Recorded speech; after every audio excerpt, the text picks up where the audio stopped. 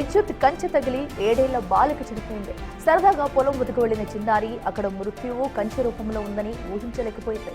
ఘటనలో తమ్ముడు రుత్విక్ కూడా తీవ్ర గాయాలయ్యాయి. చికిత్స కోసం హైదరాబాద్కు తరలించారు. రంగారెడ్డి జిల్లా చేవెళ్లలో ఈ విషాద ఘటన చోటు చేసుకుంది.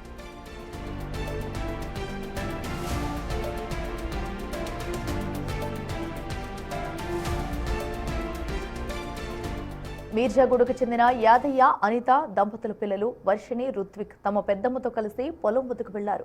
అడవి పందుల నుంచి మొక్కజొన్న పంటను కాపాడుకోవడానికి పెద్దనాన్న మల్లేష్ పొలం చుట్టూ విద్యుత్ కంచె ఏర్పాటు చేశాడు. పిల్లలిద్దరూ ఉత్సాహంగా పొలంలోకి పరిగెత్తగా ఒక్కసారిగా ఆ విద్యుత్ వైర్లు తగిలి షాక్కు గురయ్యారు. స్థానికులు వెంటనే స్పందించి ఆసుపత్రికి తరలించినప్పటికీ అప్పటికే యూకేజీ చదువుతున్న 7 ఏళ్ల వర్షిణి మృతి చెందినట్లు డాక్టర్లు నిర్ధారించారు.